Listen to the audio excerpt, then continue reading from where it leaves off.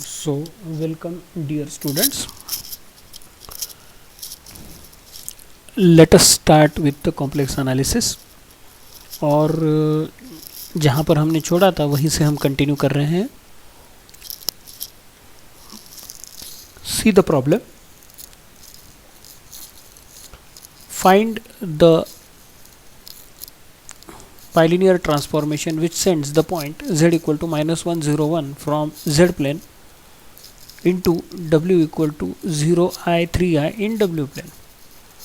So what the thing is that कि हमें जो दिया हुआ है ये हमें पहले मार्कआउट करके लेना है, जैसे हमने पिछले लेक्चर में किया था.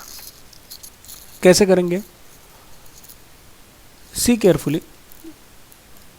z1 equal to z, w1 equal to w, ये कंसिड्रेशन है क्योंकि एक्चुअल में हमें 4 वैल्यू चाहिए होती है, एक नहीं है तो एक कंसिडर करेंगे क्योंकि हम वो ट्रांसफॉर्मेशन ढूंढने वाले हैं. Immediately z2 z3 z4 -1 0 1 w1 w2 w3 w4 0 I 3 I. Substituting these values in the cross ratio हमें मिलेगा w minus I 0 minus 3 I, w minus 3 I minus 0 minus I, z minus 0 minus 1 minus 1, z minus 1 minus 1 minus 0. ये values put up करने के बाद जो cross multiplication जो है उसको सॉल्व करने के बाद सी क्या मिल रहा है यहाँ पर ध्यान से देखो. उसके पहले ये चीज़ क्लियर कर लेना कि this I and this I will get cancel, this mine it will be plus, ये भी याद रखना, ठीक है. सो सी केयरफुली. ये क्लियर हो गया होगा तो मैं इसको इरेज कर दूँ.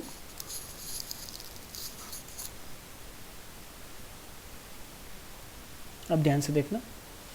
तो w minus i into 3 divided by w minus 3 i is equal to 2z.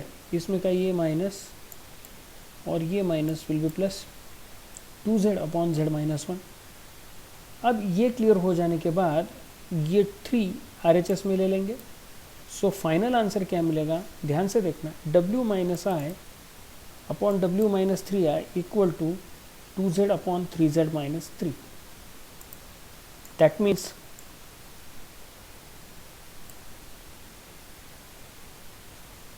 ध्यान से देखना.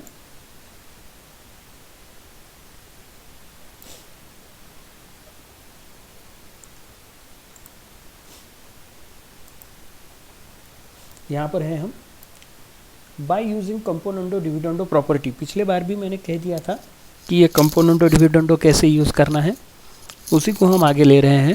Bye using the componendo and dividendo property we get, ध्यान से देखना, w minus i divided by w minus 3 i. So the after applying the property it will be w minus I plus w minus 3i divided by w minus I minus w minus 3i. so this will be, ये minus apply करने के बाद ये minus minus will be plus. So w plus 3i has been return. RHS need बघा 2z plus 3z, यानी ये 2z और इसका एडिशन हो गया 2z plus 3z minus 3 divided by 2z minus 3z minus minus plus 3. So the final answer will be, ध्यान से देखना, w w will get cancel, will it? No, it will be 2w, minus नहीं है वो, so it will be 2w. so answer will be 2w minus 4i divided by, here w will get cancel और it will be, ध्यान से देखो, it will be minus I plus 3i. so it is 2i, it is 2i. अब एक काम कर सकते हैं, इसमें का 2 कॉमन निकाल सकते हैं और हम इसको साथ क्या कर सकते हैं, कैंसिल कर सकते हैं. उसके साथ एक छोटा सा करेक्शन भी बोल दूं, वो 2 निकल के कैंसिल कर दिया है. यहाँ पर बेसिकली 2 निकलने के बाद 2 आएगा अनफॉर्चुनेटली यहाँ पर प्रिंट होते हुए z निकला है, तो डियर स्टूडेंट्स ये z नहीं है, दिस इज 2, ये बात याद रखना, ठीक है। तो ये क्लियर हो गया होगा आपको, दिस इज 2, ठीक। यहाँ पर एक्चुअल में है, मैं लिख रहा हूँ यहाँ पर w minus 2, just a minute, w minus 2i divided by i,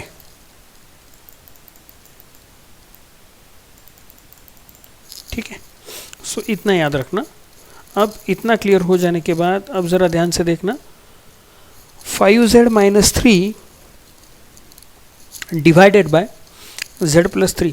अब ये i RHS में ले जा सकते हैं हम, सो RHS में ले जाने के बाद ये बना w minus 2i equal to 5zi minus 3i divided by z minus 3, ठीक है।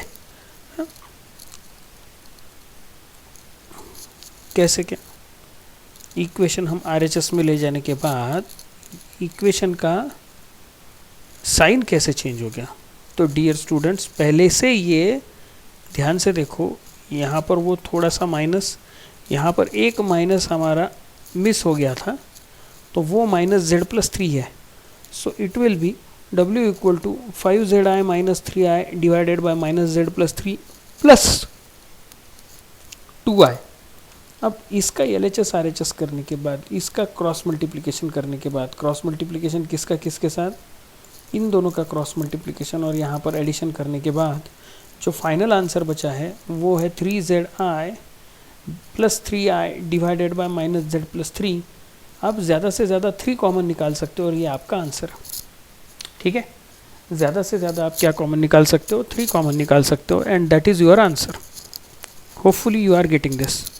अगर ये समझ में आ गया हो तो अब हम जाते हैं अगले स्टेप के पास और हम आगे देखना चाहेंगे।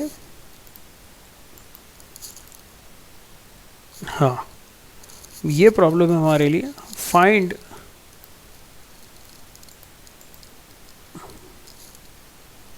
ध्यान से देखना, find the image of 2 angles with the vertices.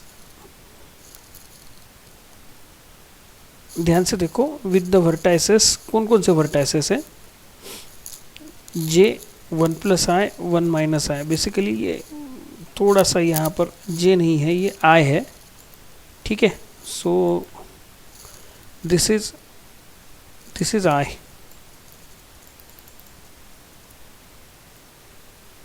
ठीक है।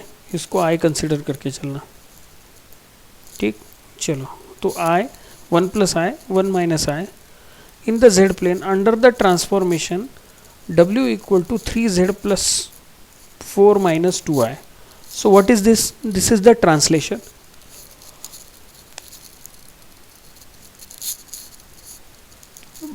अब ध्यान से देखना, यहाँ पर हमें कुछ भी नहीं करना है, हमें अब यहाँ पर जो 3 पॉइंट्स दिए हुए हैं उन्होंने कौन कौन से दिए हुए हैं, एक i, दूसरा 1 प्लस आई, तीसरा 1 माइनस आई। ये तीनों points what we have to do, हमें इस w के इक्वेशन में पुटअप करने और w की 3 वैल्यूज़ लानी है। सो जब z equal to i put up करूँगा तो w की value i i plus 4, z equal to 1 plus i put up करूँगा तो w की value i 7 plus i, z equal to 1 minus i put करूँगा, कहाँ पर पुट करना है, यहाँ पर पुट करना है। तो रियल रियल का एडिशन हो जाएगा, इमेजनरी इमेजनरी का addition subtraction whatever it में भी वो हो जाएगा। तो अब वैल्यूज़ क्या मिली, 1 plus i plus 4, 7 plus i, 7 minus 5i। अब ये वैल्यूज़ मिलने के बाद यही आपकी वैल्यूज़ है, तो हम क्या कह सकते हैं कि ये जो है इसने ट्रांसलेट कर दिया है, कहाँ पर ट्रांसलेट कर दिया है, उस इक्वेशन को। और जो इक्वेशन जो ट्रायंगल था, ठीक है, जो ट्रायंगल्स थे वहाँ पर 3 इक्वेशंस थे, ट्रायंगल था वो। अब ट्रायंगल कैसे है ये भी मैं बच्चों बता दूँ। बेसिकली ध्यान से देखो वो ट्रायंगल कैसा था, i 1 plus I 1 minus i, ये ट्रायंगल z प्लेन का वापस जाके ट्रायंगल ही बना। सिर्फ फ़र्क कितना है कि वो 4 plus i 7 plus I and 7 minus 5i ऐसा स्ट्रक्चर में बना।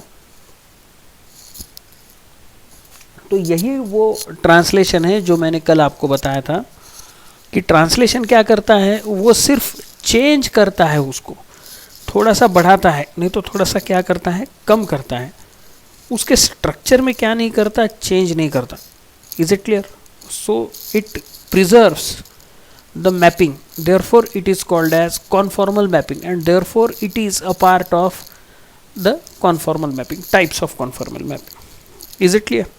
अब ये भी क्लियर हो गया होगा तो मैं आगे जा रहा हूं. Just a minute. Yes, show that under w equal to 1 by z the image of the hyperbola x square minus y square equal to 1 is the lemniscate r square equal to cos of 2 pi. ठीक है, आप ध्यान से देखना बच्चों, इसको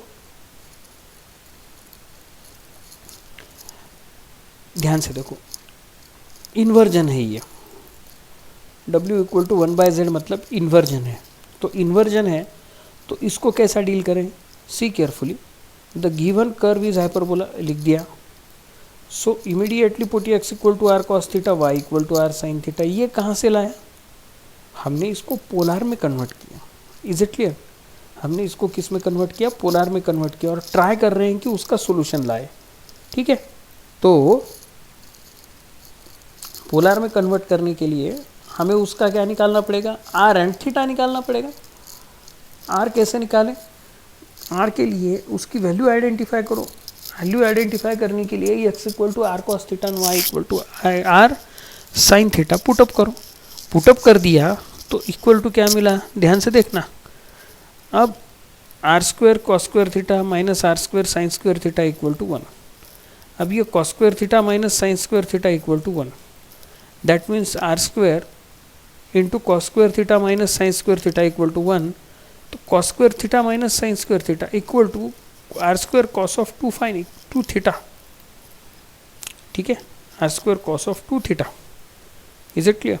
ठीक है, r square cos of 2 theta equal to 1. ये इक्वेशन लिख दिया. चलो अब इक्वेशन की तरफ, ओरिजिनल इक्वेशन की तरफ जाते हैं. What is the transformation, w equal to 1 by z. The given transformation is w equal to 1 by z.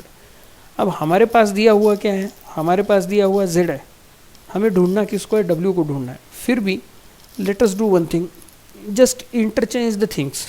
Therefore z equal to 1 by w. Is it clear? अब व्हाट इज 1 बाय w, आपको ये बहुत अच्छे से पता है कि z equal to हम लिखा करते थे r इंटू ई का पावर आई थीटा.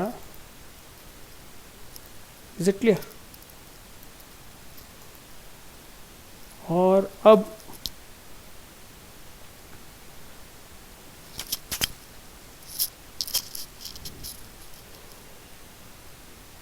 जो अब लिखेंगे वो w इक्वल टू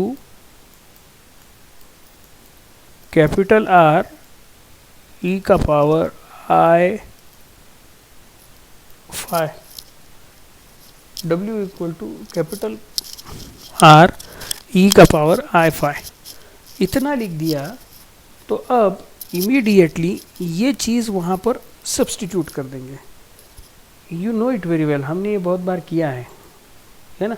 पिछला ही जब थ्योरी हमने सपोज की है तो यही हमने कंसिडर किया था. अब ये पुट कर दिया वहाँ पर. पुट करने के बाद देखना r इंटू ई का power I theta equal to r into ई का पावर आई फाई. r इंटू ई का power I theta equal to 1 by R E का पावर माइनस आई फाई. इसको ऊपर लेके गए न्यूमरेटर में. अब ज़रा ध्यान से देखो इसकी वजह से क्या हुआ, ध्यान से देखना. इसकी वजह से क्या हुआ, इसकी वजह से स्मॉल r इंटू ई का पावर, अब इक्वेट करेंगे तो small r equal to 1 by R and theta equal to minus five. Clear? Theta equal to minus five. अब substituting the same value in the given equation number 1, what we are getting 1 by r square equal to cos of 2 into minus 5. Value put कर दी मैंने, cos of 2 into minus 5 equal to 1. That means अब देखो यहाँ पर cos of minus theta equal to cos theta. So यहाँ पर cos of 2 phi equal to 1 by r square, तो equal to r square. Therefore cos of 2 phi equal to r square, which is a lemniscate. Therefore phi यानी जो भी है, जो parabola z plane में था वो w प्लेन में जाकर लेमनिस्केट बन गया, बर्नौलीज लेमनिस्केट. लेमनिस्केट और बर्नौलीज लेमनिस्केट ये दो अलग अलग टेक्निकल हैं. आपको बहुत अच्छे से पता होगा कि बर्नौलीज लेमनिस्केट क्या होता है. कर्व ट्रेसिंग नाम का एक चैप्टर आपने देखा था M1 M2 में. तो वो कर्व ट्रेसिंग में जो ट्रेस होता है कर्व, वो लेमनिस्केट के हिसाब से भी ट्रेस होता है कभी कभी. तो थोड़ा सा आप कभी कभी इसको देख लीजिए कि लेमनिस्केट किस फिगर से होता है, किस फिगर को हम लेमनिस्केट कहते हैं, तो वो भी देख लीजिए, वो भी आसान है.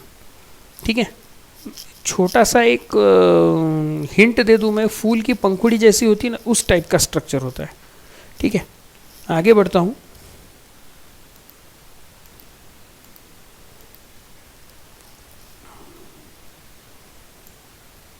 हाँ, अब ज़रा इसको देखो क्या कहा इसने.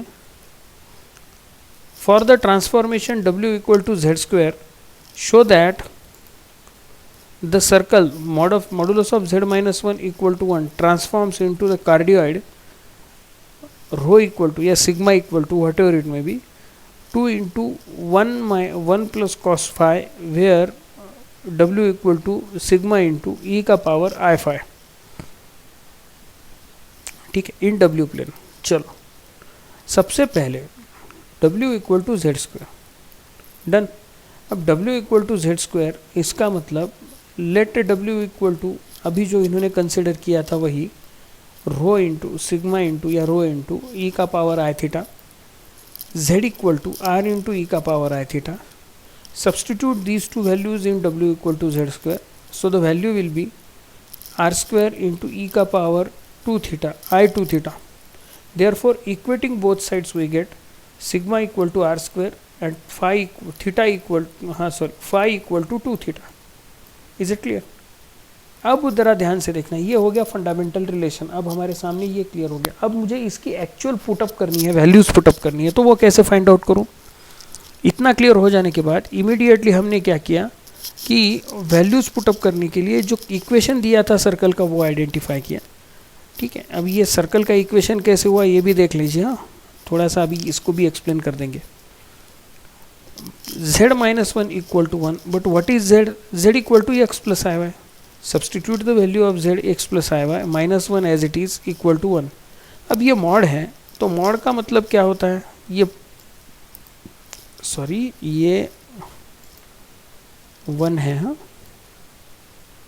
This is 1. ठीक है, मॉड का मतलब क्या होता है? मॉड का मतलब ये होता है कि इसका real part and imaginary part separate कर लो और उसका स्क्वायर ले लो, सीधा सीधा. मॉड्यूलस मतलब मैग्नीट्यूड.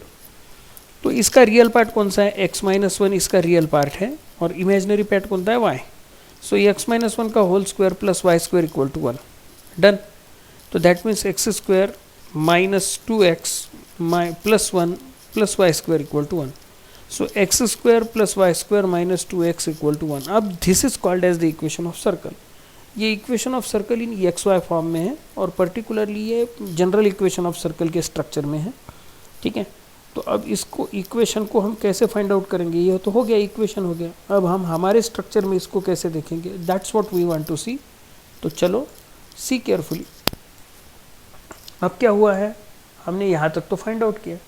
अब we know that in the parametric form या पोलर फॉर्म में जब भी हम कंसिडर करते थे तब x equal to r cos theta and y equal to r sine theta, this is the standard structure. अभी थोड़ी देर पहले हमने यूज़ किया था. So same we are going to use here. और वो यूज़ करने के बाद क्या मिलेगा? X square plus Y square equal to r square into cos square theta plus r square into sine square theta. R square common निकालने के बाद cos square theta plus sine square theta 1, therefore r square. So r square equal to, अब ज़रा ध्यान से देखना, from equation 1 मतलब क्या था? Equation 1, this was equation 1.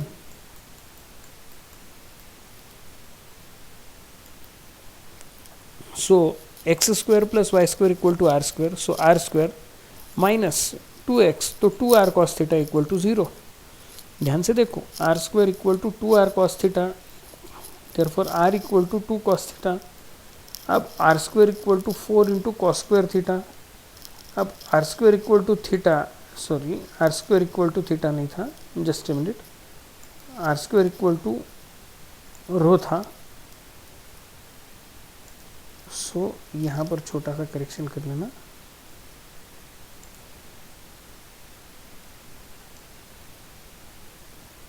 ये रो था, सिमिलरली ये भी रो था, ये भी रो था। So see carefully, R square equal to rho और थीटा इक्वल टू 5/2। अब ये थीटा इक्वल टू 5/2 कैसे मिला ये भी बता दूं, फाई इक्वल टू 2 थीटा, ठीक है, फाई इक्वल टू 2 थीटा। इसका मतलब अब यहाँ पर थीटा इक्वल टू क्या है, 1 है, ठीक है, जो भी है वो यहाँ पर, ठीक। इसका मतलब फाई इक्वल टू 2 थीटा, तो थीटा इक्वल टू 5/2, तो वैल्यू क्या हो गई, 5/2 पुट कर दो थीटा की जगह जहाँ होगा वो। अब वैल्यू पुट करने के बाद इक्वेशन क्या बनेगा, rho equal to 4 into cos square 5/2, अंदर ले लो इसको, थोड़ा सा ही डिवाइड बाय बेसिकली ज़्यादा हो गया, सो इसको ब्रैकेट के अंदर रखना, हाँ ठीक है, कॉस स्क्वायर 5/2। सो 4 इंटू कॉस स्क्वायर 5/2 की जगह 2 इंटू 2 कॉस स्क्वायर 5/2 ऐसा लिखा तो भी चलेगा, लेकिन 2 cos square theta, 2 into cos square theta equal to, formula है हमारे पास 1 प्लस कॉस 2 थीटा। सो वो वैल्यूज पुटअप करने के बाद क्या मिलेगा, 1 प्लस कॉस ऑफ 5, वो किसके लिए था बच्चों, वो थीटा के लिए था ना। यहाँ पर थीटा/2 है, तो जहाँ जहाँ थीटा है वहाँ वहाँ थीटा/2 सब्सटीट्यूट कर दोगे तो 2 विल गेट कैंसल, ठीक है।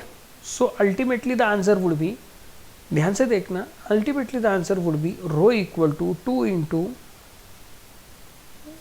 2 cos square, sorry value put करने के बाद 2 into 1 plus cos 5, is it clear, 1 plus cos 5। So ये है हमारा पूरा स्ट्रक्चर। अब ऐसा ही सवाल आएगा, इसी टाइप से सवाल आएगा, तो डियर स्टूडेंट्स इसको ज़रा ध्यान से देखना और इसी वे से उसको एनालाइज करना, ठीक है। तो ये हो गया आपका पूरा कॉम्प्लेक्स एनालिसिस यहाँ पर वाइंड अप, और यहाँ पर ही हम पूरा स्ट्रक्चर फिनिश करते हैं। Thank you, thanks a lot.